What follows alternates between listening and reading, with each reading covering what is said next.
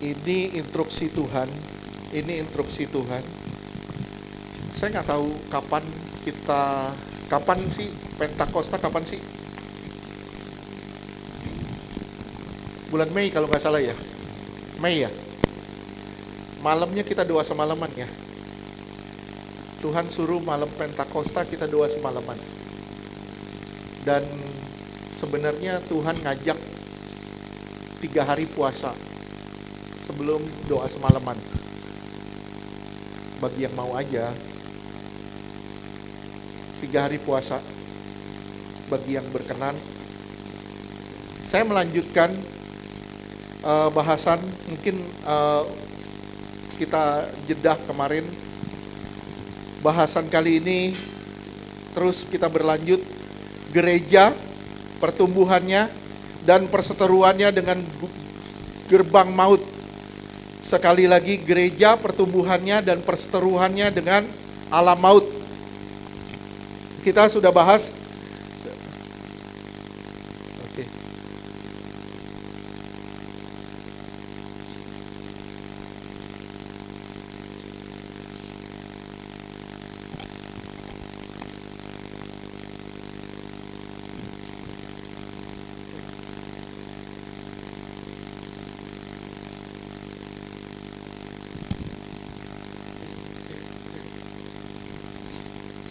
Cek, baterai baru, saya bisa ngomongnya lebih ngebut. Lebih cepat. Oke, kemarin kita udah bahas Tuhan pemilik gereja. Amin. Tuhan pemilik gereja, oleh sebab itu Tuhan berhak menegur gerejanya. Kalau kita lihat ada 7 jemaat di kitab Wahyu. Ada 7 jemaat di kitab Wahyu. Saudara perhatikan, ini juga pengalaman kita. Kita mengalami kasih mula-mula, begitu hebat sama Tuhan, kita begitu jatuh cintanya sama Tuhan. Tapi ketika kita mulai lengah, kita nggak mempertahankan kasih mula-mula, kita kehilangan kasih mula-mula itu. Dan ketika kita kehilangan kasih mula-mula itu, kita mulai drop, turun ke posisi kedua. Dari pertama, kita adalah yang diidam-idamkan. Apa aja yang kita miliki itu buat Tuhan. Apa aja yang kita miliki buat Tuhan. Tapi kemudian kita drop. Ketika kita kehilangan kasih mula-mula, mulai kita berbagi sama diri sendiri. Nah, kalau saudara perhatikan, mungkin saudara boleh perhatikan, Ananias Safira itu adalah satu ciri orang-orang yang kehilangan kasih mula-mula. Kenapa? Karena begitu jemaat mula-mula, gereja mula-mula, apa aja diberikan buat Tuhan, Tapi begitu Ananias Safira, dia simpen untuk kepentingan diri sendiri. Ini adalah satu ciri orang yang kehilangan kasih mula-mula. Gimana cara memperbaiki kasih mula-mula? Berapa minggu lalu kita udah bahas, lihat Tuhan itu baik. Kebaikan Tuhan, kita harus rasakan kalau Tuhan itu baik. Apapun yang saudara alami, masalah apapun yang saudara alami, itu bukan alasan untuk kita berkata, Tuhan kau udah dengar, Tuhan kau jawab, dan Tuhan gak sayang sama saya. Tuhan begitu mengasihi kita. Ingat beberapa minggu lalu kita bahas di Yesaya 49. Yesaya 49 ayatnya ke-15 kalau tidak salah. 16.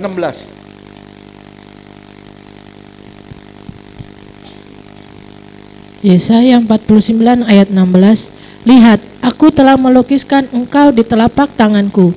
Tembok-tembokmu tetap di ruang mataku. Iya, diukir di telapak tangan.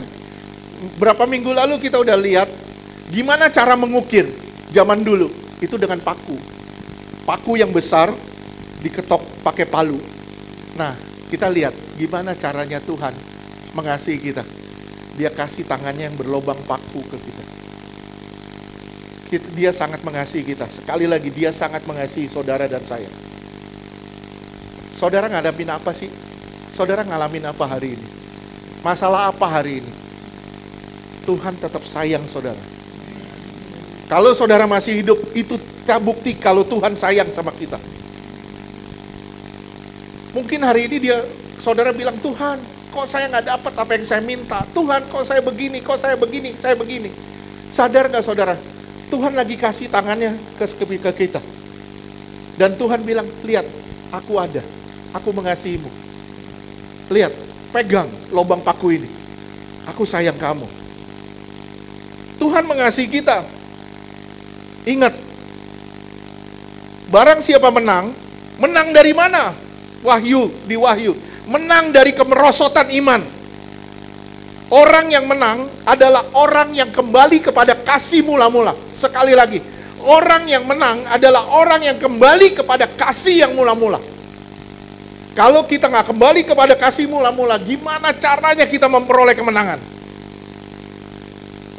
Kita turun dalam posisi kedua. Ketika kita tidak kembali pada kasih kemula, kita turun pada posisi kedua. Saudara bisa lihat, gereja di Smyrna, jemaat di Smyrna. Smyrna ini artinya mur atau penderitaan.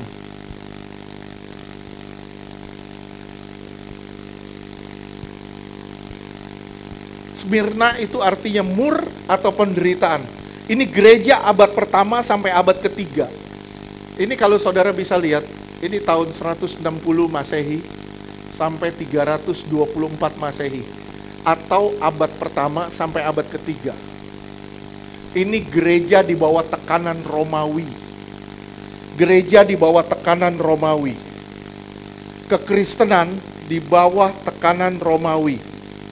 Kita sama-sama lihat di Wahyu 2.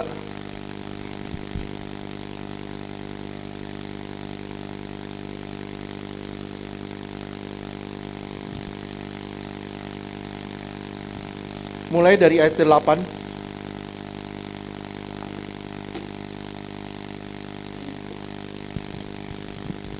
Wahyu 2 ayat 8.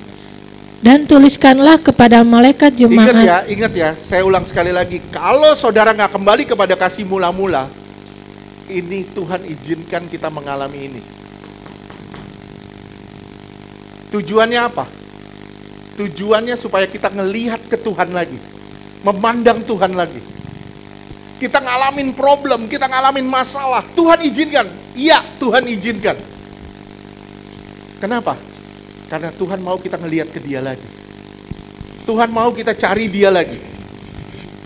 Terus? Dan tuliskanlah kepada malaikat jemaat di Smyrna, inilah firman dari yang awal dan yang akhir, yang telah mati dan hidup kembali. Ya, gimana cara mendapatkan pemulihannya? Kita harus yakin kalau Dia mati dan hidup kembali. Gimana caranya saudara bisa ngadepin penderitaan demi penderitaan? Gimana caranya? Tidak ada cara lain selain saudara yakin Dia adalah yang mati dan hidup kembali. Dia adalah Allah yang hidup, yang tidak pernah mati.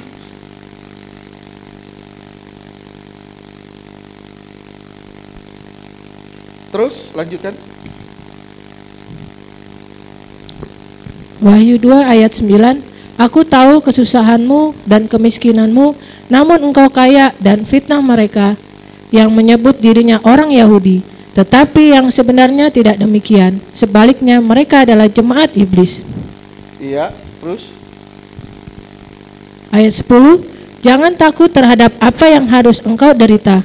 Sesungguhnya iblis akan melemparkan beberapa orang dari antaramu ke dalam penjara, supaya kamu dicobai dan kamu akan beroleh kesusahan selama 10 hari. 10 hari artinya apa? Ada tenggang waktu, ada jeda. Saya bilangnya sama saudara, dengar ya. Tidak selamanya masalah itu ada. Tidak selamanya masalah itu terus. Pasti nanti akan bergulir. Tidak selamanya kita sakit. Ada waktunya kita ngalamin kesembuhan, ada waktunya kita bisa pulih lagi. Ada waktunya, semua ada waktunya. Ingat 10 hari, 10 itu adalah masa tenggang, masa waktu mendapatkan kesempurnaan. Saya bilang sama saudara, saudara ngalamin proses, masalah. Tujuannya satu kok, tujuannya satu. Supaya saudara menjadi sempurna. Supaya saudara menjadi sempurna, itu tok tujuannya. Bagaimana cara menanggulanginya? Kenal Tuhan sebagai Alfa dan Omega, yang awal dan yang akhir, yang mati dan hidup kembali. Artinya alam maut tidak bisa menghalangi dia. Alam maut pun tidak bisa menghalangi dia. Masalah itu pil pahit yang menyembuhkan. Tapi banyak orang malas minum obat. Saya ulang sekali lagi ya, saya ulang ya. Masalah itu pil pahit yang menyembuhkan. Tapi nggak semua orang mau minum obat. Kenapa? Karena saking pahitnya. Siapa yang mau bermasalah? Siapa yang mau bermasalah? Siapa? Ada nggak sini mau bermasalah? Saya yakin nggak ada. Tapi kalau saudara bermasalah, saya bilang, kita koreksi diri kita sendiri. Kita koreksi diri kita sendiri. Apakah saya telah meninggalkan kasih saya yang semula? Dulu saya menggebu-gebu di dalam Tuhan, apakah saya mulai kendor? Apakah saya mulai meninggalkan Tuhan sedikit demi sedikit? Apakah cinta saya sama Tuhan mulai pudar? Dan ini harus dipulihkan. Harus. Saudara harus mengalami pemulihan.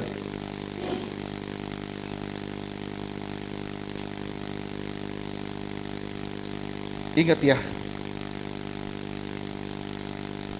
Tuhan mengizinkan masalah supaya kita ngeliat ke Dia. Saya ngebaratin gini deh contohnya. Saya ini bapak yang baik. Saya bapak. Saya mengasihi Ibu Wati sebagai anak saya. Ibu Wati ini anak saya misalnya. Ya. Kerjaannya main HP terus. Main HP terus. Sampai di gereja pun main HP aja. Saya sayang dia. Saya pengen ngobrol sama dia. Gimana sih caranya saya ngobrol sama dia? Ada orang datang ngambil HP-nya. Atau bikin rusak HP-nya. Saya bapak yang baik. Saya halangin nggak? Halangin nggak? Enggak dong. Saya nggak halangin. Kenapa? Karena saya izinkan pendidikan supaya dia ngelihat saya lagi. Supaya dia nggak ngelihat ke layar HP terus. Bisa ngerti nggak? Bisa ngerti ya? Kalau dia nggak ngelihat ke layar HP, berarti dia ngelihat ke saya. Dia ngobrol sama saya. Kadang HP-nya harus diambil dari dia. Supaya apa? Supaya saya bisa bercengkrama dengan dia. Kenapa? Karena komunikasi antara bapak dengan anak itu jauh lebih penting daripada sekedar ya basa-basi. Komunikasi jauh lebih penting. Sadar nggak saudara, komunikasi itu penting? Rumah tangga itu butuh komunikasi. Rumah tangga nggak akan bisa sehat kalau nggak ada komunikasi. Setuju? Kalau nggak ada komunikasi, nggak akan pernah bisa sehat rumah tangga. Kita bisa sehat rohani kita. Kenapa? Karena adanya komunikasi. Kalau kita kehilangan komunikasi dengan Tuhan, rohani kita nggak bakal sehat. Dan saya bilang, rohani kita mengalami sakit penyakit. Kita lihat ya, kemerosotan gereja. Mulai dari kehilangan kasih mula-mula, sampai masuk ke dalam satu penderitaan. Saudara bisa lihat, kita bahas sedikit di Nehemia. Nehemia, mulai dari Nehemia 1 ayat 1 sampai 3. Nehemia 1 ayat 1. Jadi Nehemia ini kepengen sekali membangun tembok Yerusalem yang sudah runtuh. Terus? Riwayat Nehemia bin Hakhalia pada bulan Kislew tahun ke-20 ketika aku ada di Puri Susan. Iya, 2. ayat 2, datanglah Hanani, salah seorang dari saudara-saudaraku, dengan beberapa orang dari Yehuda. Aku menanyakan mereka tentang orang-orang Yahudi yang terluput, yang terhindar dari penawaran, dan tentang Yerusalem. Terus 3. Ayat 3, kata mereka kepadaku, orang-orang yang masih tinggal di daerah sana, yang terhindar dari penawanan ada dalam kesukaran besar dan dalam keadaan tercela. Tembok Yerusalem telah terbongkar dan pintu-pintu gerbangnya telah terbakar. Saudara perhatiin nggak akibat dosa tuh kayak apa? Perhatiin nggak? Tolong ya semuanya lihat. Ini akibat dosa nih kayak begini nih. 1, bisa ditawan sama kegelapan, diikat sama kuasa gelap. 2, tembokmu runtuh. Kalau tembok runtuh, berarti gampang sekali roh jahat nyerang kamu. Saya ulang sekali lagi. Kalau tembokmu runtuh, mudah sekali roh jahat menyerang kamu. Kenapa? Udah gak ada perlindungan lagi. Kenapa ya Pak, kok begini cepat sekali, ini hilang, ini habis, ini habis, ini habis, ini habis. Kenapa? Karena kamu gak punya tembok perlindungan. Karena kita sudah kehilangan tembok perlindungan. Kenapa? Karena kita kehilangan kasih mula-mula. Dan Tuhan izinkan kembali kepada kasih mula-mula. Gimana caranya? Lewat satu penderitaan. Lewatin satu penderitaan. Ya, lihat Nehemia 2 ayat 1-3. Nehemia 2 ayat 1. Pada bulan Nisan tahun ke-20 pemerintahan Raja Artahsasta, ketika Artasasta artinya apa? Arti Artasasta artinya adalah Almighty, berkuasa. Nah ini artinya dia datang ke Tuhan. Ceritanya seperti itu, tapi ini diibaratkan pada pemerintahan raja. Terus, ketika menjadi tugasku untuk menyediakan anggur, aku mengangkat anggur dan menyampaikannya kepada raja, karena aku kelihatan sedih yang memang belum pernah terjadi di hadapan raja. 2. Ayat 2, bertanyalah ia kepadaku, mengapa mukamu muram? Walaupun engkau tidak sakit, engkau tentu sedih hati. Lalu aku menjadi sangat takut. 3. Ayat 3, jawabku kepada raja, hiduplah raja untuk selamanya. Bagaimana mukaku tidak akan muram kalau kota tempat pekuburan nenek moyangku telah menjadi keruntuhan dan pintu-pintu gerbangnya habis dimakan api. Lihat ya, ini akibat dosa. Semuanya sudah runtuh, gak ada lagi perlindungannya. Kenapa? Karena kita kehilangan kasih mula-mula. Begitu saudara kehilangan kasih mula-mula, dosa mulai masuk di situ. Begitu dosa mulai masuk, kekecewaan mulai masuk. Lihat, nggak ada lagi yang bisa dipertahankan. Saya ulang, tidak ada lagi yang bisa dipertahankan. Nah, ketika kita datang ke Tuhan, ada unsur ketidaksenangan. Ingat, saya bilang, ingat ya, ingat, ini tolong garis bawahi. Tidak satu pun yang diusahakan buat Tuhan, yang kita lakukan buat Tuhan, tanpa adanya tantangan. Nggak pernah nggak ada. Pasti ada tantangan. Saya ulang sekali lagi. Tidak satu pun yang kita usahakan untuk Allah tanpa tantangan. Setiap apapun saudara bilang, saya mau melakukan ini, saya mau lakukan ini, itu pasti ada tantangannya. Gak mungkin gak. Sekarang kita lihat Nehemia 2 ayat 10. Nehemia 2 ayat 10. Ketika Sanbalat orang Horon dan Tobia orang Amon, pelayan itu. Sanbalat itu artinya kuat. Terus mendengar hal itu mereka sangat kesal karena ada orang yang datang mengusahakan kesejahteraan orang Israel. Lihat, Sanbalat ini orang dalam, orang dalam sendiri nggak seneng kalau kita tuh mau bertumbuh. Kalau kita mau cari Tuhan benar-benar, orang dalam sendiri yang nggak seneng. Orang dalam ini siapa? Satu, bisa dari ego kita, bisa dari kuasa kegelapan, Dan bisa juga karena kita mengandalkan pikiran kita, mengandalkan kekuatan-kekuatan kita. Ada namanya Sanballat yang artinya strength, dan juga Tobia. Bisa ini menggambarkan kegelapan atau ego atau pola pikir kita sendiri. Ayat 19.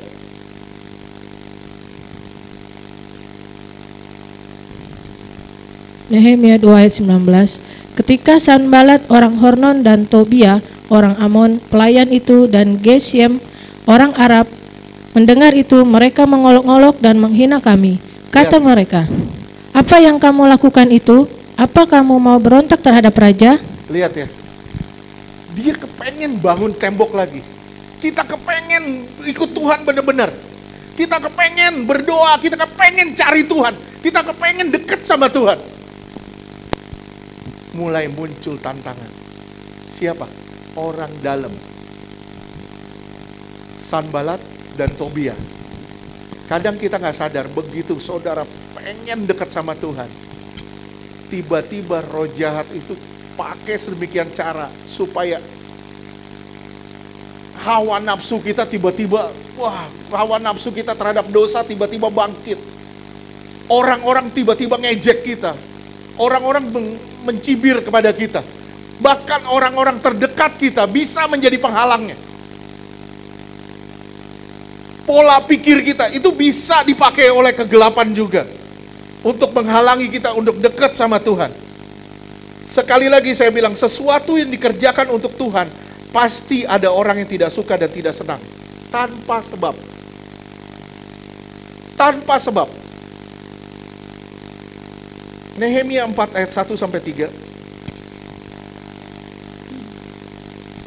Tapi memang kadang Tuhan izinkan loh tembok-tembok itu hancur. Karena kita kehilangan kasih, mula-mula kita diserang sama sini. Karena kita kehilangan kasih akan Tuhan, kita diserang sana sini. Sampai gak ada lagi perlindungan, temboknya hancur semuanya. Kenapa? Karena kita sudah begitu dalam jatuh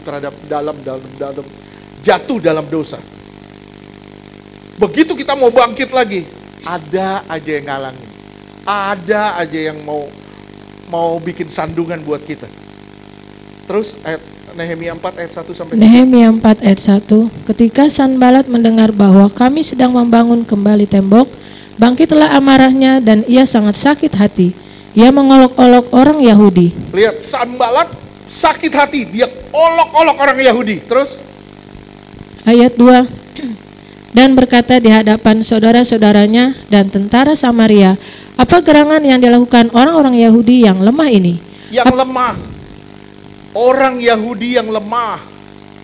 Lihat ya, lu gak bisa, lu gak punya kekuatan apa-apa, lu gak bakal mampu. Banyak orang yang akan ngolok-ngolok kita. Lihat lu tuh tanpa gua, lu gak bisa melakukan apa-apa. Lu pasti hancur lu kalau gak ada gua. Lihat lu. Ya, terus. Apakah mereka memperkokoh sesuatu? Apakah mereka hendak membawa persembahan? Apakah mereka akan selesai dalam sehari? Apakah mereka akan menghidupkan kembali batu-batu dari timbunan puing yang sudah terbakar habis seperti ini? Ya, 3. Ayat 3. Lalu berkatalah Tobia, orang Amon itu, yang ada di dekatnya, sekalipun mereka membangun kembali, kalau seekor anjing hutan meloncat dan menyentuhnya, robohlah tembok batu mereka. Lihat ya, gak bisa katanya. Apa yang kamu bangun itu sangat rapuh. Itu tembok kapur katanya. Lemah sekali. Roh jahat gak suka Tuhan dipermuliakan. Ingat, roh jahat gak suka Tuhan dipermuliakan. Dia pasang sandungan. Dia bikin situasi-situasi tambah rumit. Situasi-situasi tambah rumit dan tidak menunjang untuk saudara dekat sama Tuhan. Bisa bentuknya apa aja. Bisa bentuknya sakit penyakit, bisa bentuknya masalah, bisa bentuk ini, bisa bentuk itu. Pokoknya dia bikin sandungan supaya saudara kecewa sama Tuhan.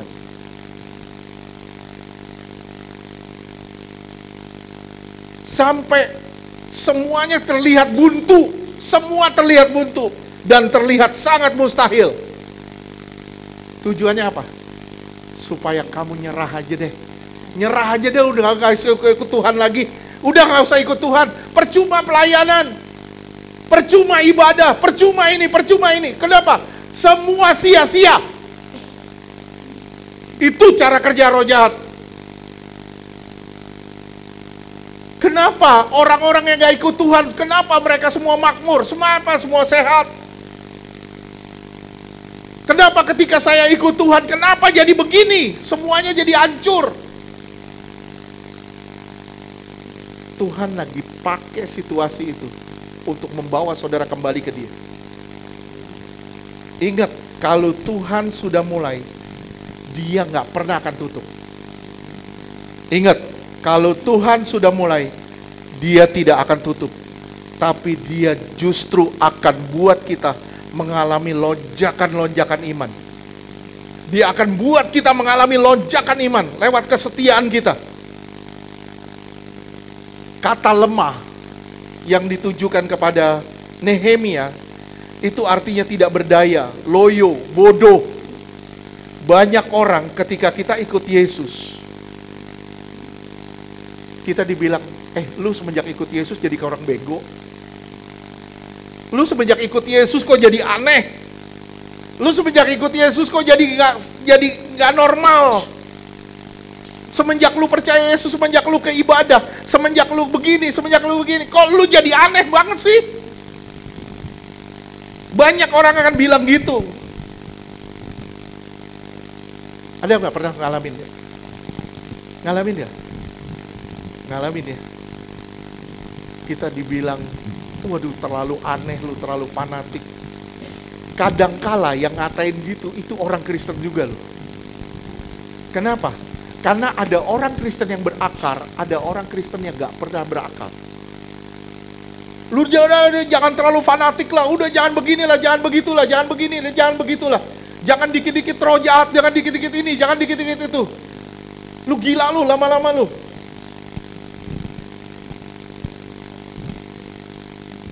Kita dibilang gitu loh. Saya udah ngalamin. Saya berdoa 4 jam waktu itu di kamar. Saya gak keluar dari kamar, dibilang berdoa sama jin. Kelamaan kata, berdoa kelamaan, berdoa kepada jin kata.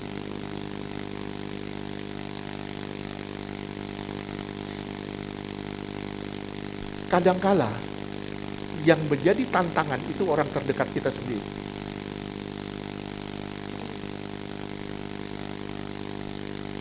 Tapi memang begitu kita mau membangun diri,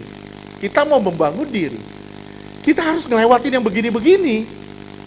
Kita harus lewatin gini. Tujuannya satu, Tuhan mau tembok kita dibangun kembali. Tuhan mau kita lebih dekat sama Dia. Ingat, Allah yang bekerja, jangan menyerah. Karena ada yang lebih besar di hadapan kita. Ingat, Dia kuat. Walaupun kita lemah, Dia tetap kuat. Orang mau bilang, lu lemah, lu gak bisa, lu gak punya apa-apa. Kalau gua gak tolong, lu gak bakal bisa. Saya bilang, orang mau tutup 1 pintu, Tuhan akan buka 3 pintu buat kita. Oh Tuhan, roh jahat mau tutup kita 10 pintu, Tuhan bisa buka 10 pintu, 20 pintu buat kita. Yang harus saudara lakukan hanya bergantung sama Dia. Percaya aja. Percaya aja. Jangan pernah ragu sama Tuhan. Jangan pernah meragukan Dia. Jangan pernah bilang, Tuhan, apa Tuhan gak dengar doa saya? Saya kasih tahu ya sama saudara ya, Tuhan kita bukan Tuhan yang tuli. Amin. Tuhan kita bukan patung-patung yang punya telinga gak bisa dengar, punya mulut gak bisa dengar, gak bisa ngomong, punya mata gak bisa lihat. Tuhan kita bukan itu. Tuhan kita adalah Tuhan yang telah mati dan hidup kembali. Dia yang awal dan yang akhir. Percaya di tengah penderitaan, Tuhan selalu supply kekuatan buat kita. Dia supply kekuatan buat kita. Kenapa kita gak ngerasakan kekuatan dari Dia? Karena kita fokus pada masalah. Kita terlalu fokus kepada persoalan sehingga kita gak pernah dapat kekuatan dari Dia.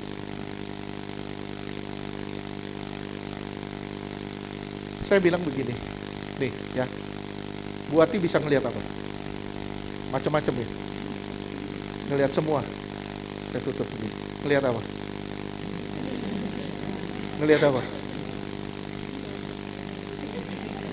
Ngelihat apa? Nggak lihat cowok kan?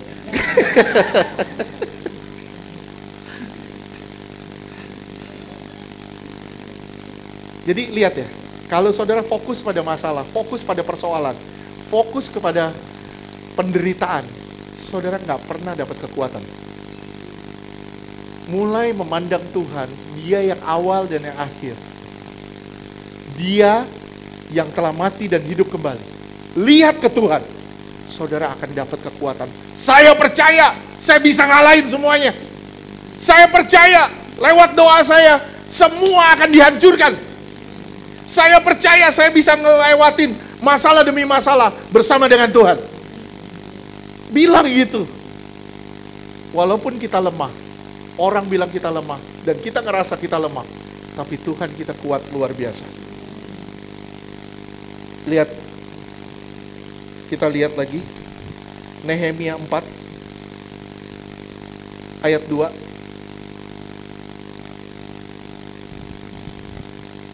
Nehemia 4 ayat 2. Dan berkata di hadapan saudara-saudaranya dan tentara Samaria. Lihat, Sanbalat mulai berkata kepada sahabat-sahabatnya, saudara-saudaranya. Tentara Samaria mulai ada di situ. Tentara Samaria mulai muncul terus. Apa gerangan yang dilakukan orang-orang Yahudi yang lemah ini? Apakah mereka memperkokoh sesuatu? Apakah mereka hendak membawa persembahan? Apakah mereka akan selesai dalam sehari? Apakah mereka akan menghidupkan kembali batu-batu dari timbunan puing yang sudah terbakar habis seperti ini? Ya, ayat 7. Ingat tadi, dari Sanbalat, Tobia, muncul lagi tentara Samaria. Muncul lagi saudara-saudara dari Sanbalat. Terus, ayat 7.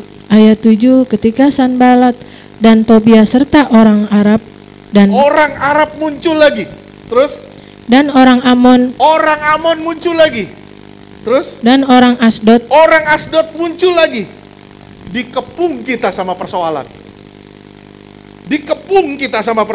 Arab itu dari selatan, Asdod itu dari barat, Amon itu dari timur, Samaria itu dari utara. Jadi dari utara, barat, selatan, timur kita dikepung. Gak bisa gerak kita. Sepertinya kita gak bisa ngapa-ngapain. Baru persoalan ini belum selesai, muncul persoalan baru belum selesai, muncul lagi yang baru, muncul lagi. Kita dikepung. Tapi Tuhan izinkan itu supaya kita bergantung sama Dia.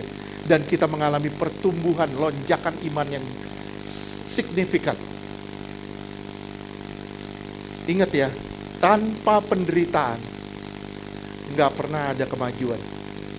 Kadang obat itu diperlukan supaya orang berbalik kepada kasih yang mula-mula. Dikepung Arab Selatan, Asdod Barat, Amon Timur, Samaria Utara. Dikepung dari sana sini. Jangan kaget.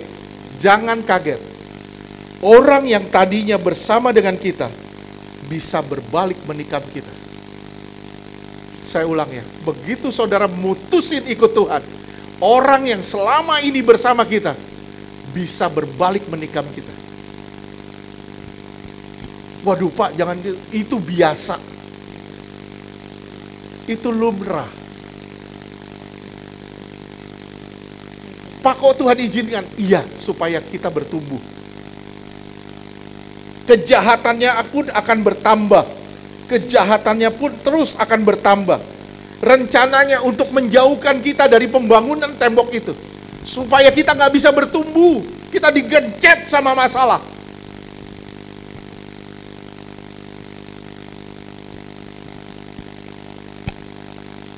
Dia mau, maaf ya. Ini kuasa-kuasa gelap, dia mau kita lari dari Tuhan. Dia mau kita kecewa sama keadaan. Dia mau kita nggak bergantung lagi sama Tuhan. Kita nggak pernah bilang Tuhan itu baik lagi. Dia mau kita mengalami itu. Tapi Tuhan izinkan ini terjadi supaya kita belajar mengenal Tuhan lebih dekat lagi. Nehemia 4 ayat 10. Nehemia 4 ayat 10. Berkatalah orang Yehuda, kekuatan para pengangkat sudah merosot dan puing masih sangat banyak. Tak sanggup kami membangun kembali tembok ini. Iya. Kadang begitu kita ikut Tuhan, digempur sama persoalan, digempur sama persoalan, digempur sama persoalan. Kita merasa, Tuhan, capek Tuhan. Udah lemah banget Tuhan, udah capek Tuhan. Capek, kita nangis, kita nangis. Sebenarnya itu adalah sarana iblis supaya kita fokus sama diri kita lagi. Kenapa? Karena kita akan mengasihani diri sendiri. Tuhan, kasihan ya gue Tuhan. Kasihan ya gue Tuhan. Gue kasihan deh sama diri gue sendiri. Kok begini amat ya? Gue gak bisa ngapa-ngapain, gue gak bisa begini, gue gak bisa gitu, gue gak bisa bikin apa-apa.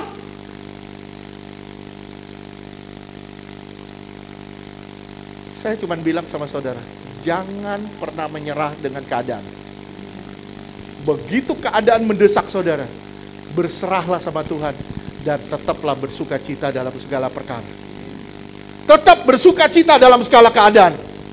Saudara akan lihat kemuliaan yang dari Tuhan dinyatakan. Singkat cerita, di Nehemia akhirnya tembok itu terbangun lagi. Walaupun dengan berbagai rintangan, berbagai tantangan, bangun lagi. Saya bilang sama saudara, kalau Nehemia diserang dari kiri kanan atas bawah dan dia nyerah, tembok bangun gak? Rohani bertumbuh gak? Gak akan rohani saudara bisa bertumbuh. Percayalah kepada Tuhan walaupun saudara gak lihat. Percaya dia ada, dia hidup. Dia sudah mati dan hidup kembali. Dialah yang awal dan yang akhir. Dia yang menciptakan alam semesta. Dia yang menciptakan segala sesuatu. Percaya, doamu didengar Tuhan. Doamu didengar Tuhan. Percayalah. Kadang kita meragukan, apa Tuhan dengar doa saya? Kenapa? Sudah berpuluh-puluh tahun saya doain, nggak ada perubahan. Apa Tuhan dengar doa saya? Saya bilang, Tuhan dengar doaku. Dan Tuhan pasti jawab doaku. Walaupun jawabannya ya, tidak, atau tunggu. Tapi pasti Tuhan jawab. Amin? Ya. Luar biasanya, gereja mengalami pertumbuhan lewat penderitaan. Iblis pasang sandungan. Gereja mulai ngelihat ke Tuhan lagi. Gereja mengalami pertumbuhan.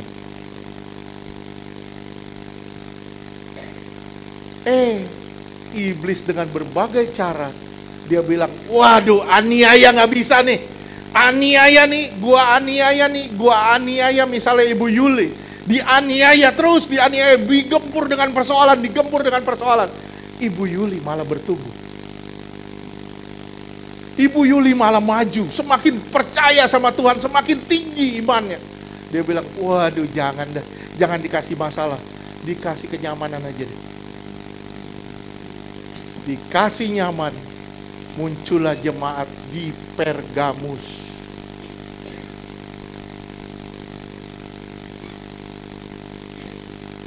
Yang artinya kawin dengan dunia.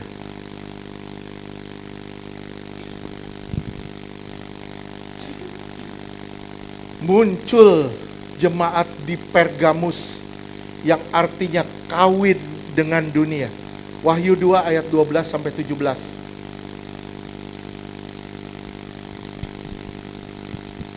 Wahyu 2 ayat 12.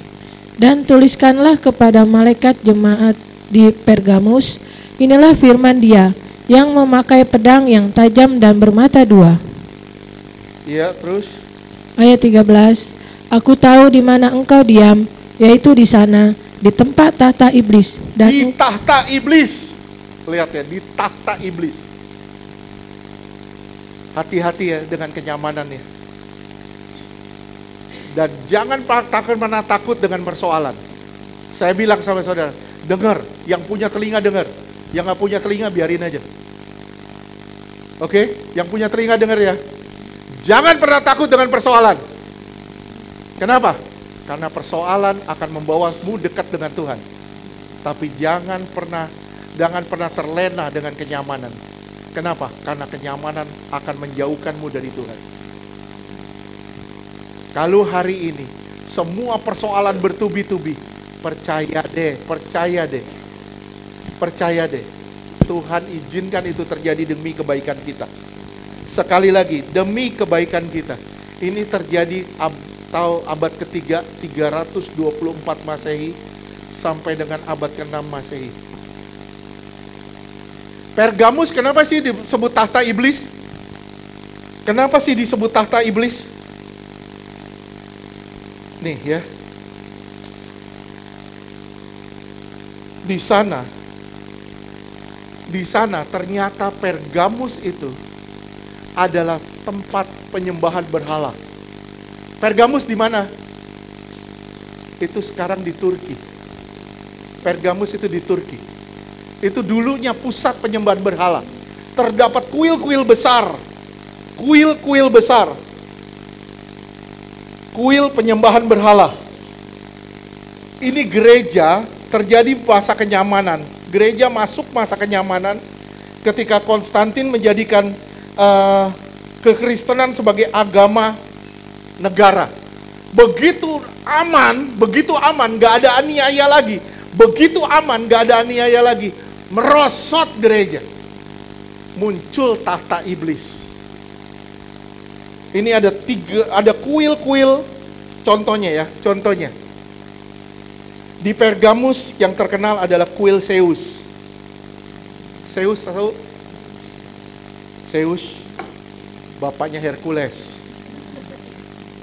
Ya.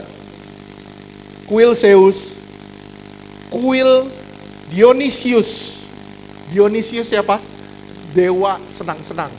Jadi kalau saudara pergi foya-foya, ajeb-ajeb, saudara pergi ke dunia malam, itu saudara nyembah dewa Dionysius. Dionysius. Kalau saudara hidup sembarangan, semau-maumu, itu saudara sedang masuk ke kuil Dionysius, dewa senang-senang. Ada lagi dewi yang disebut Dewi Athena, kebijakan. Kuilnya namanya kuil Athena, kuil kebijakan. Ada lagi kuil Demetris, dewa rejeki. Kalau saudara, nah ini gereja-gereja sekarang nyarinya rejeki. Jadi kalau pergi ke gereja mau dapat berkat, itu saudara tanpa sadar, saudara masuk ke dimensi itu. Saudara tahu, ada satu dewa kuil, namanya kuil Hermes. Waduh, lu punya tas Hermes. Orang bilang, wah gaya lu pakai Hermes. Hermes apa sih? Dewa apa sih? Dewa apa? Bukan. Hermes itu dewa yang membawa seseorang ke alam maut. Jadi kalau saudara punya barang Hermes, saya kasih tahu ya, itu Hermes itu adalah dewa yang membawa seseorang ke alam maut. Pengantar ke alam maut.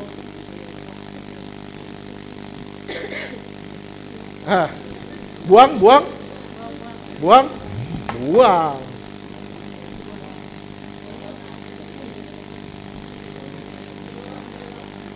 Iya.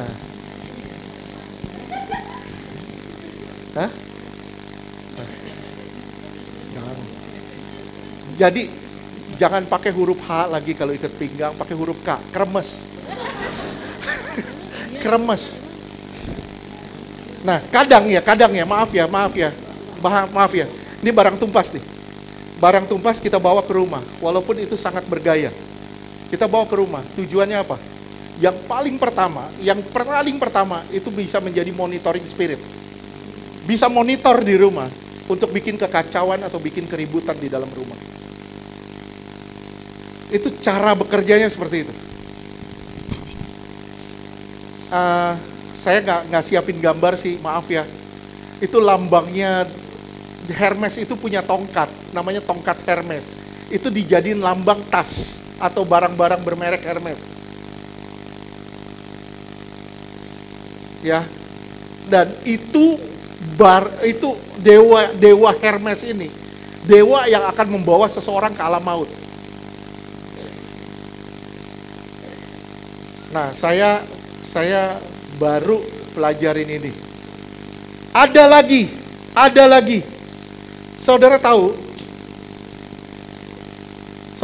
kenapa apotik pakai lambang ular? Hah? Kenapa pakai lambang ular? Kenapa nggak pakai lambang monyet? Kenapa apotik pakai lambangnya ular bukan monyet?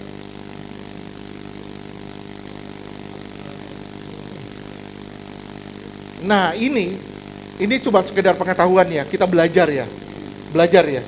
Ini ada yang namanya dewa kuil, dewa Asklepius. Kalau bisa bantu cari Asklepius. Dia juga bawa tongkat, namanya tongkat Asklepius. Nah, tongkatnya itu dipakai sebagai lambang ID, Ikatan Dokter Indonesia atau WHO. Itu lambangnya dari dewa Asklepius. Dan kuil Asklepius itu paling banyak digandrungi orang. Coba. Muka Pak Yogo, bukan. Iya. Saudara tahu ini ada tongkatnya, ada yang satunya tongkat Asklepius. Ya, ini tongkat Asklepius. Ini dipakai untuk lambang ID. Hah? ID.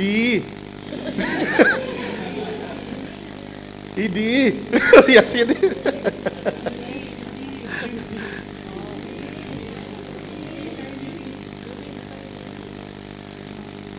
Iya, tongkat Asklepius. Jadi tongkat ular itu ada tongkat Asklepius, ada tongkat Hermes. Ya. Nah, di Asklepius ini paling banyak digandrungi kuilnya. Kenapa? Jadi begini, pengobatannya begini. Mereka nih mabuk, dikasih minum anggur sampai mabuk. Begitu mabuk, dia tidur di kuil Asklepius. Terus dilepasin ular-ular. Banyak ular lewat di badan mereka. Dan paginya ditanya, lu mimpi apa? Dan dari mimpi itu menjadi diagnosa penyakit. Diagnosa penyakitnya dari situ.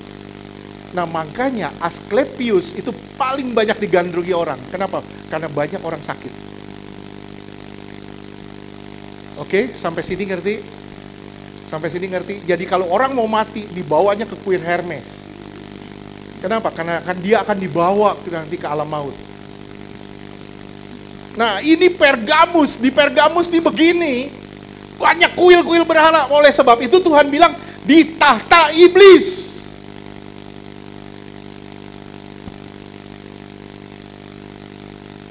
Saudara tahu gak? Nih, satu lagi ya.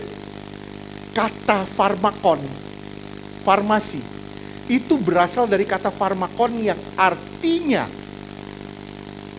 itu dari kuil ular, dari kuil Asklepius. Bisa ngerti? Ular-ular dari kuil Asklepius itu dinamakan farmakon. Yang kita kenal dengan sebutan sekarang farmasi. Ya, kalau waktu itu kita udah pernah ngomong tentang Pan ya, dewa Pan ya. Dewa Pan sering takut, itu nanti jadi kita sebut dengan nama panik.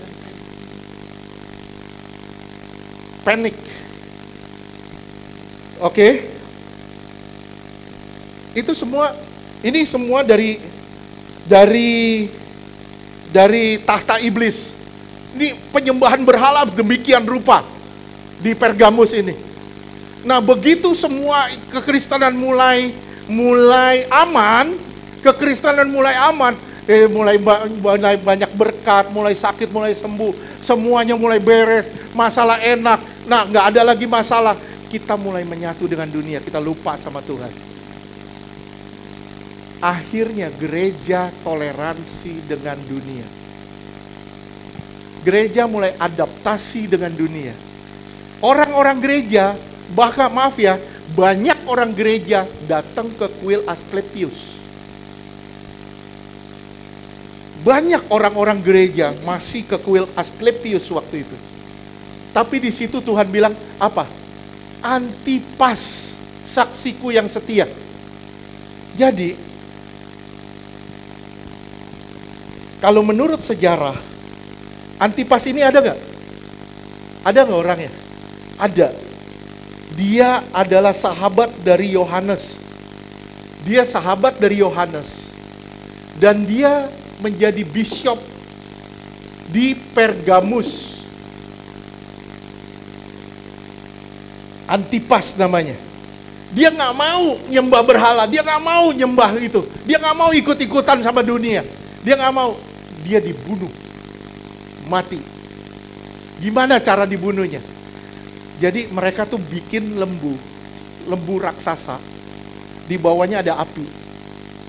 Nah, Antipas dimasukin ke dalam perut lembu itu, lembu dari tembaga. Di bawahnya apinya itu dinyalain, dibakar. Antipas di dalamnya. Jadi dia teriak. Di situ pakai tanduk. Tanduknya itu keluarnya kecil.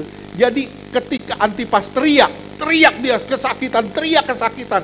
Yang keluar malah suara bunyi, suara seperti lagu. Jadi seperti mengolok-olok. Jadi begitu orang teriak di dalam itu, dibakar di dalam itu, yang keluar suaranya menjadi musik. Orang malah tepuk tangan. Itu kejadian, itu fakta. Antipas mengalami itu. Nah, lihat ya, tahta iblis. Jadi saudara tahu, ngerti tahta iblis itu apa? Kenapa disebut tahta iblis? Karena gereja sudah mulai kawin dengan dunia. Gereja mulai adaptasi dengan adat istiadat. Gereja mulai toleransi dengan dosa. Gereja mulai bersentuhan dengan dosa. Gereja nggak lagi ngomong soal dosa. Gereja ngomongnya soal kemakmuran, duit. Gereja ngomongnya soal beres, semua beres, masalah beres. Akhirnya gereja sudah lupa sama Tuhan. Gereja mulai menyatu dengan dunia. Maaf ya. Sampai saya pernah ketemu satu orang, dia sampai bilang gini. Saya akan jadi orang kaya katanya. Saya berusaha jadi orang kaya. Kenapa? Supaya saya tidak dihina orang, supaya saya bisa menjadi berkat. Kalau saya nggak kaya, gimana saya mau ngomong tentang Tuhan? Orang pasti mencibir saya. Lu miskin, gimana lu ngomong tentang Tuhan? Saya bilang itu kesalahan dari gereja. Setuju gak? Setuju gak? Itu kesalahan fatal dari gereja. Ketika gereja mulai adaptasi dengan dunia. Gereja mulai bersinggungan dengan dunia. Serem.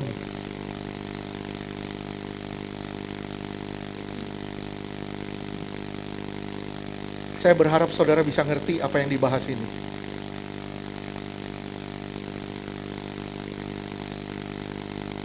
Muncul teologi kemakmuran.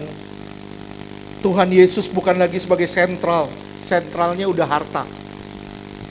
Aset gereja diperbanyak. Harta diperbanyak. Anak-anak Tuhan jadi materialistis. Enggak lagi rohani. Penanggulangannya gimana? Terus baca di Wahyu. Wahyu 2 ayat 13. Aku tahu di mana engkau diam, yaitu di sana. Ya. Di tempat takhta iblis, dan engkau berpegang kepada namaku, dan engkau tidak menyangkal imanmu kepadaku. Juga tidak pada zaman Antipas, saksiku yang setia kepadaku, yang dibunuh di hadapan kamu, di mana iblis diam. Di mana iblis diam? Gampang sekali bilang, Tuhan saya mau mati buat Tuhan. Itu mudah sekali. Matiin daging kita jauh lebih sulit. Setuju? Terus ayat 14. Kok ada ini? Yudiko. Ayat 14, Yud. Iya. Ayat 14, tetapi aku mempunyai beberapa keberatan terhadap engkau. Di antaramu ada beberapa orang yang menganut ajaran Bileam. Menganut ajaran Bileam artinya ini mencari keuntungan. Mencari keuntungan dari satu ibadah. Terus? Yang memberi nasihat kepada Balak untuk menyesatkan orang Israel, supaya mereka makan persembahan berhala dan berbuat zina. Ya, banyak orang bilang, Pak, nggak apa-apa lah Pak, bercerai, nggak apa-apa lah Pak, minum alkohol, nggak apa-apa lah. Nggak apa-apa lah Pak, sedikit-sedikit dosa, nggak apa-apa, sedikit-sedikit kok. Nggak apa-apa. Nih, ajaran Bileam. Ini dan Tuhan bilang, ini keberatan, Tuhan itu keberatan. Sekali engkau mengizinkan sesuatu dunia masuk ke dalam dirimu, di situ engkau akan diikat. Di situ engkau akan diikat dan engkau akan mengalami menjadi hamba kegelapan. Saya cuma bilang sama saudara, selagi ada waktu, yuk kita sama-sama bertobat. Selagi ada kesempatan. Terus ayat 15. Ayat 15, demikian juga ada padamu orang-orang yang berpegang kepada ajaran pengikut Nikolaus. Ya, saya nggak bahas ini secara detail, pengikut Nikolaus. Terus 16. Ayat 16, sebab itu bertobatlah, jika tidak demikian aku akan segera datang kepadamu dan aku akan memerangi mereka dengan pedang yang di mulutku ini. Lihat, aku akan menghakimi mereka dengan firmanku. Sekali lagi, waktu perempuan yang berzina, Tuhan nggak hakimin. Tuhan bilang, aku datang bukan untuk menghakimi, tapi firman itu tidak bisa disangkal. Firman yang akan menjadi hakim. Lu hidup dalam dosa, saudara hidup aja dalam dosa, hidup aja dalam dosa, saudara akan lihat, saudara akan berhadapan dengan pedang. Saudara kecewalah sama Tuhan, saudara akan berhadapan dengan pedang. Nggak bisa enggak, saudara pasti berhadapan dengan pedang. Mau lawan pedang? Bisa menang? Bisa menang nggak orang lawan Tuhan? Nggak bakal bisa. Kerajaan neraka aja kalah.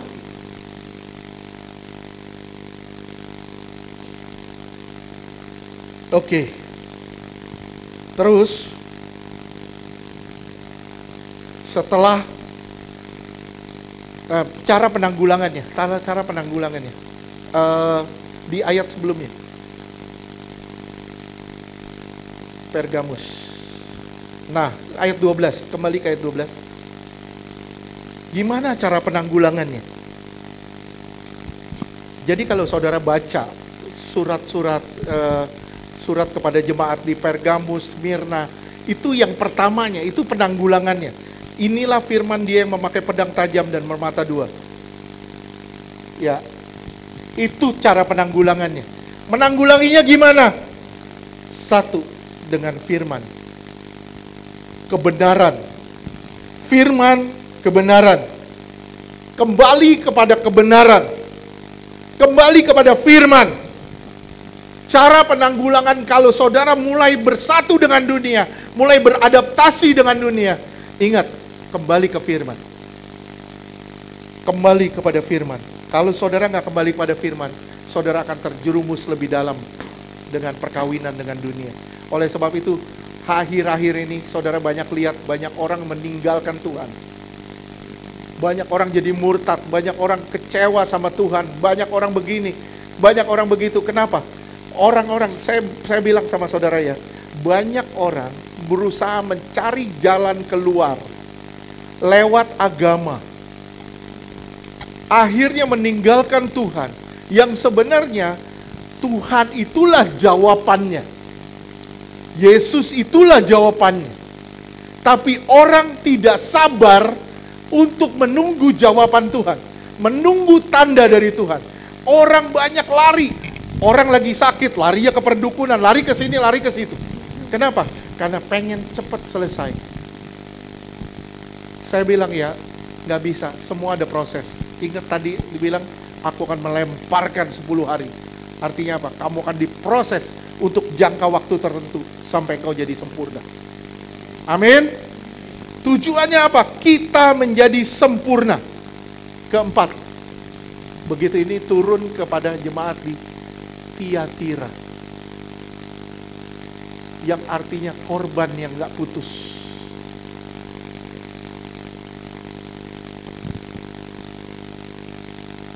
Abad ke-7 sampai abad ke-16. Ini saya bilang masa kegelapan, age of darkness.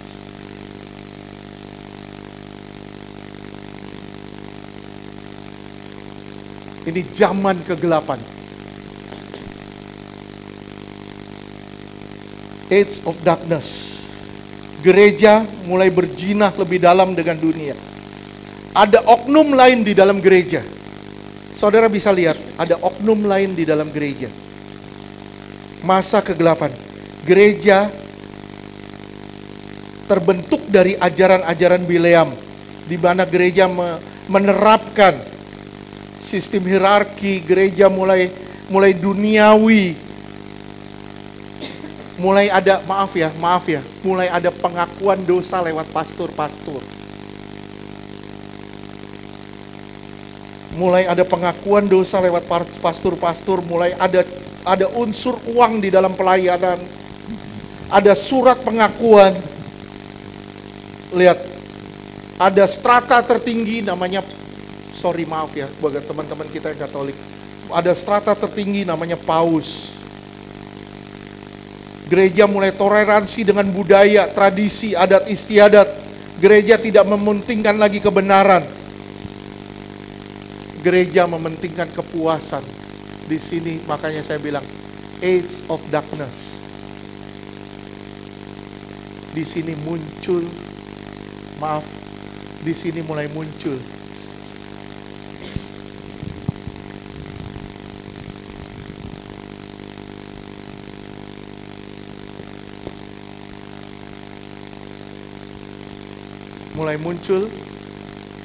antikris. Jadi kalau saudara bilang antikris itu di berbagai waktu itu bisa terjadi. Contohnya, pada waktu Yohanes melihat, itu bisa dinamakan Herodes. Bisa disebut Herodes. Tapi kemudian muncul lagi di sini. Abad ke-6, abad ke-7. Ingat, saya pernah ngomong sama saudara, ada kepercayaan yang ibadahnya hari ke-6. Ada kepercayaan yang ibadahnya hari ke-6. Lahirnya abad ke-6. Dan jumlah ayatnya 6.666.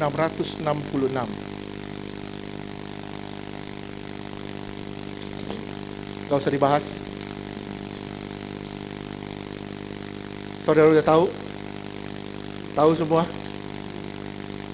Di situ munculnya antikris. Kenapa? Ini karena gereja mulai kawin dengan dunia.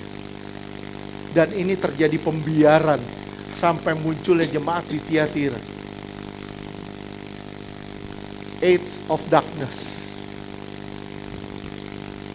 Kalau saudara bilang, wah Pak, antikris belum muncul. Saya bilang, tiap periode itu bisa terjadi antikris. Bisa. Ya. Pak, nanti chip di tangan tanam. Kita nggak usah mikir yang terlalu jauh dulu. Nggak usah pikir yang terlalu jauh dulu. Kita lihat dulu yang ada sekarang.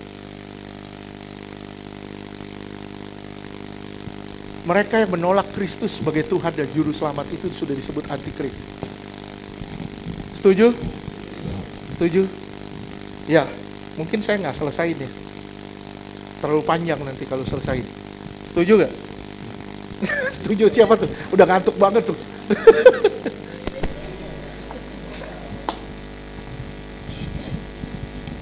Oke, Wahyu 2. Wahyu 2 ayat 18.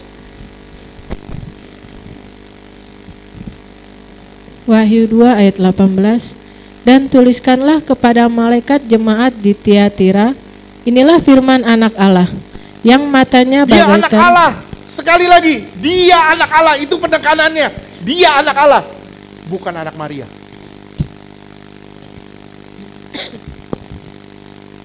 Paham?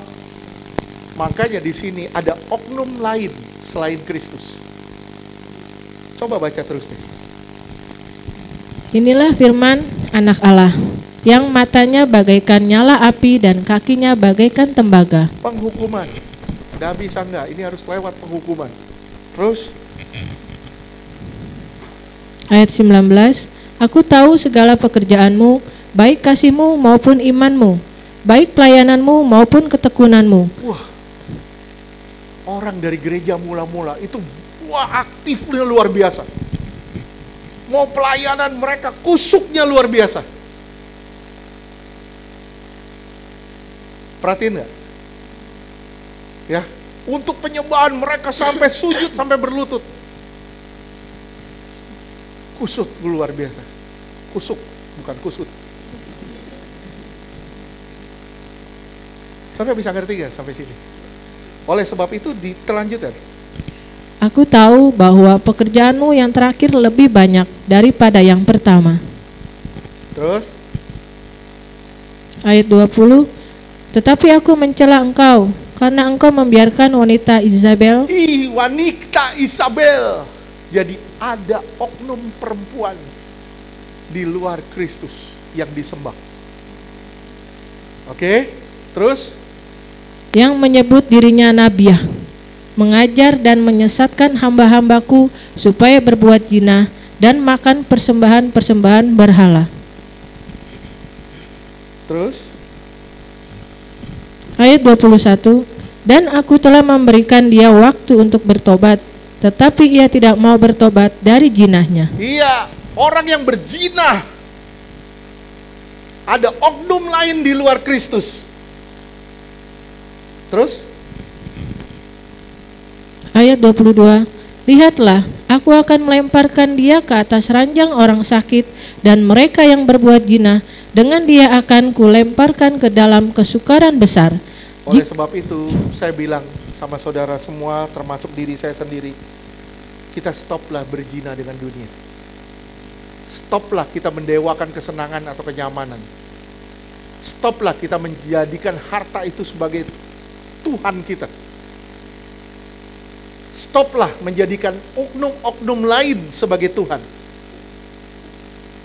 termasuk diri kita sendiri. Kalau kita disakitin orang dan kita marah besar, kita kecewa besar, itu berarti kita menjadikan diri kita adalah Tuhan. Setuju?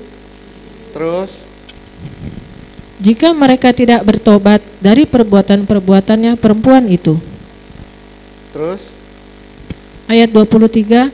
Dan anak-anaknya akan kumatikan, dan semua jemaat akan mengetahui bahwa akulah yang menguji batin dan hati orang, dan bahwa aku akan membalaskan kepada kamu setiap orang menurut perbuatannya.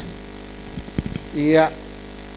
Lihat ya, di sini perempuan Isabel itu bisa melambangkan ragi di dalam adonan. Pelacur besar yang mencampur perkara-perkara ilahi dengan perkara-perkara yang duniawi dalam bentuk toleransi, adat istiadat dan sebagainya. Berhati-hati dengan ini. Itu bisa disebut pelacur besar. Nabi adalah orang yang menyampaikan firman Tuhan. Tiatira pesan Tuhan adalah pesan Tuhan yang disampaikan untuk mendorong orang kembali kepada Kristus. Kembali kepada Kristus. Lihat ya, di Tiatira ini orang tidak lagi baca firman, tapi hanya dengar pengajaran. Ada gereja-gereja yang tidak mendorong orang lagi membaca firman, tapi dengar pengajaran tok. Gereja ini dipenuhi dengan penjina, berbagai berhala, baik itu rohani maupun jasmani. Oleh sebab itu ranjang artinya tidur atau istirahat. Jadi dirawat sebagai orang sakit. Gereja terus-menerus berbaring. Gereja tidur sampai hari penghakiman. Saya rindu kita nggak seperti ini. Amin. Jangan sampai rohanimu tidur sampai hari penghakiman. Saya bilang sama saudara, jangan sampai rohanimu tidur sampai hari penghakiman. Stop. Maju, bangkit, berdiri. Amin. Bangkit, berdiri. Gereja ini tetap ada sampai Tuhan datang kedua kali pun akan tetap ada. Sampai Tuhan datang kedua kali pun tetap ada. Ayat 24. Wahyu 2 ayat 24. Tetapi kepada kamu, yaitu orang-orang lain di Tiatira yang tidak mengikuti ajaran itu dan yang tidak menyelidiki apa yang mereka sebut seluk-beluk iblis. Seluk-beluk iblis artinya kedalaman. Dipakai iblis untuk menghancurkan gereja. Terus? Kepada kamu aku berkata, aku tidak mau menanggungkan beban lain kepadamu. Terus? Ayat 25. Tetapi apa yang ada padamu, peganglah itu sampai aku datang. Yang masih ada, pegang sampai Tuhan datang. Yang masih benar, pegang sampai Tuhan datang. Saya rindu dengan saudara dengar ini. Yuk kita kembali pada kasih mula-mula. Pusatnya di sini kok. Kalau ini nggak kembali, saudara akan masuk ke sini. Saudara nggak beres ini di sini, saudara akan masuk dalam step ketiga. Saudara akan jadi duniawi. Saudara akan jadi duniawi. Kalau saudara jadi duniawi, mulai jadi duniawi, saudara nggak peduli lagi dengan kebenaran. Saudara persilakan oknum-oknum lain masuk ke dalam diri saudara. Berhala-berhala lain masuk ke dalam saudara. Saya bilang sama saudara, bertobat atau berobat. Lebih baik bertobat daripada berobat. Kita lanjutkan minggu-minggu berikutnya. Tuhan berkati. Amin.